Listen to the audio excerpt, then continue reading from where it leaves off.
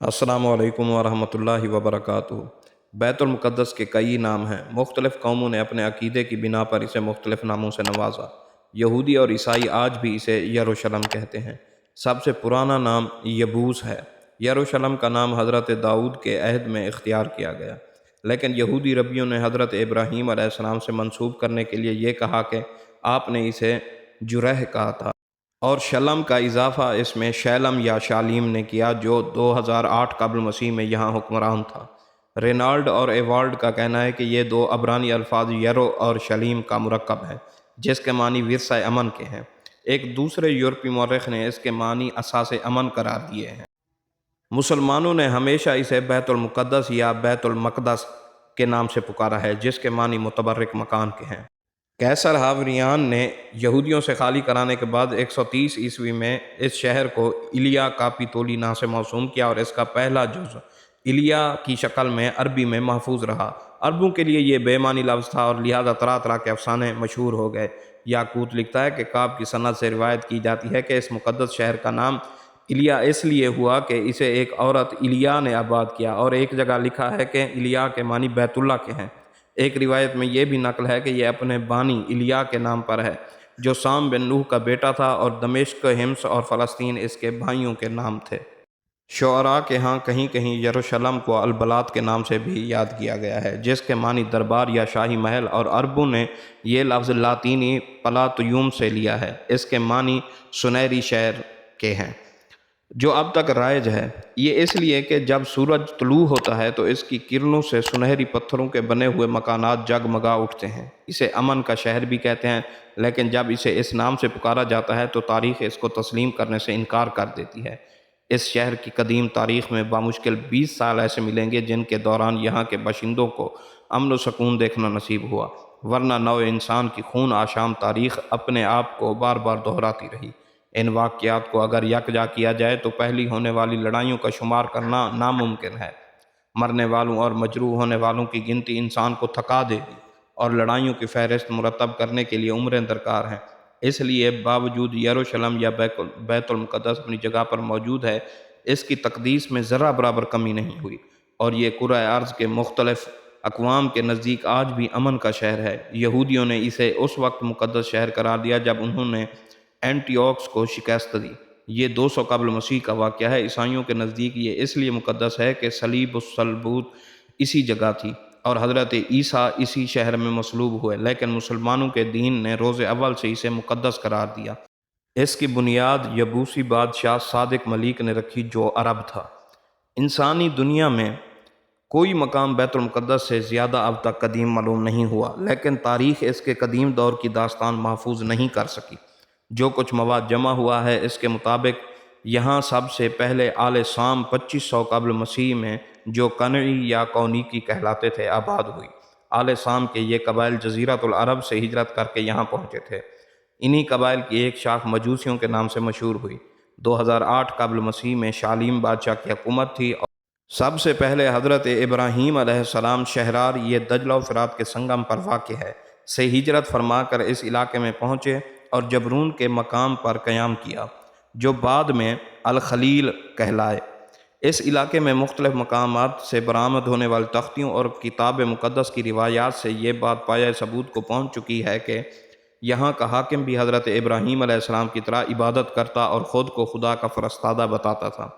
کتاب پیدائش اور ابن کثیر کی روایت سے ظاہر ہوتا ہے کہ رفتہ رفتہ حضرت ابراہیم خاص قوت و طاقت کے مالک ہو گئے، اور جب دمشق کے بادشاہوں نے حضرت لوط سے، جو وادی اردن میں مقیم ہے، گستاخی کی، تو حضرت ابراہیم علیہ السلام نے اپنے آدمیوں کے ساتھ دمشق والوں کے ساتھ لڑے اور انہیں شکست دے کر دمشق تک ان کا تعاقب کیا۔ ابن کثیر کا یہ بیان ہے کہ جب حضرت ابراہیم علیہ السلام اس فتح کے بعد لوٹے تو بیت المقدس کے شاہ نے، جو مصر کا باج گزار تھا، شہر سے نکل کر ان کا استقبال کیا۔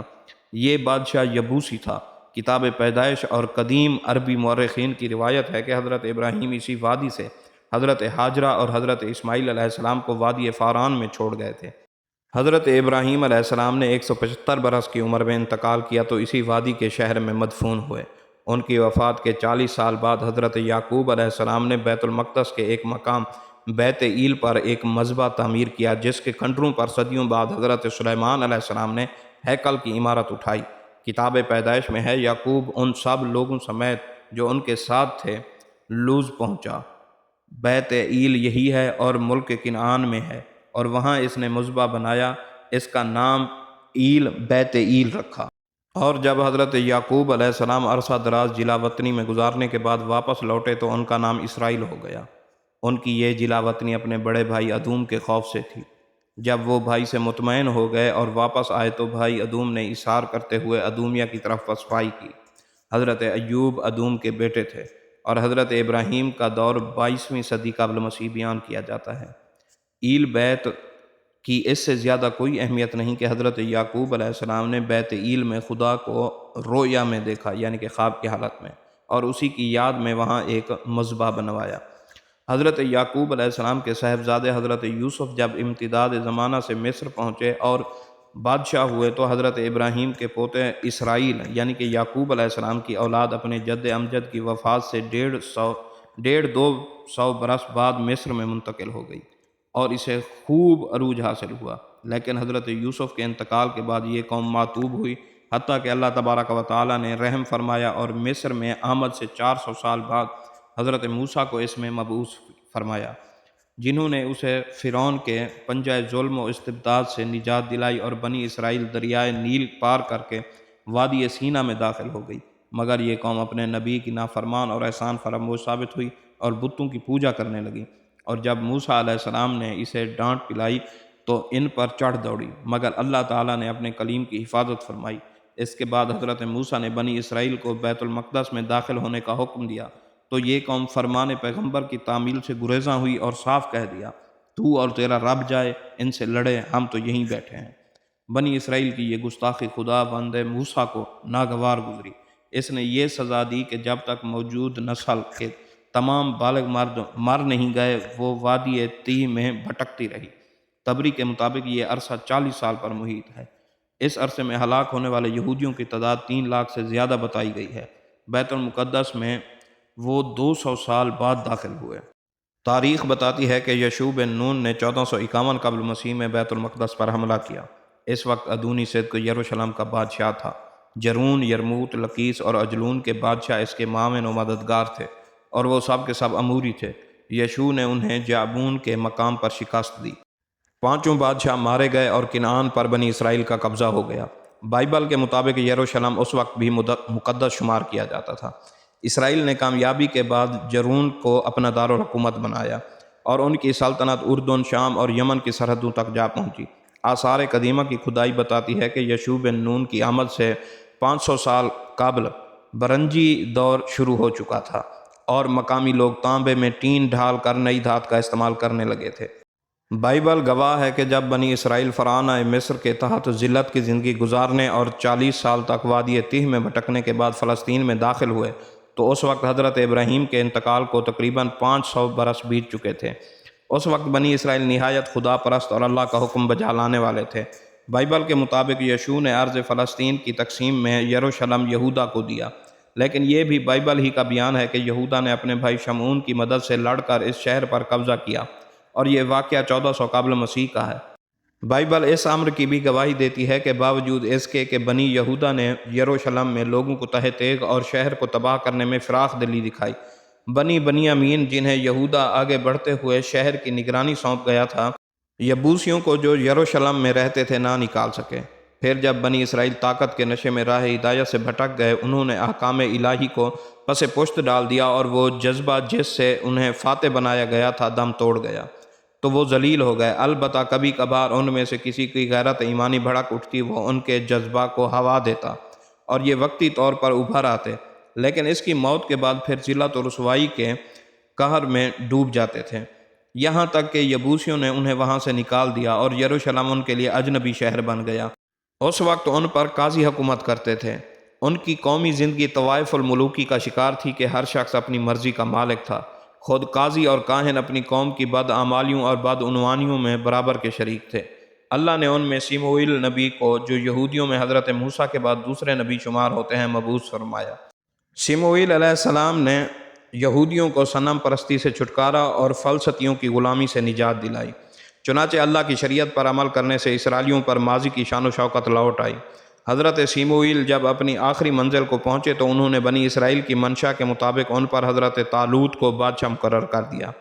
اس کے حاکم ہونے سے 30 سال قبل یعنی 1050 قبل مسیح میں شدودی بنی اسرائیل کو شکست دے کر تابوت سکینہ لے گئے تھے، جو 7 ماہ بعد انہوں نے خود ہی لوٹا دیا تھا۔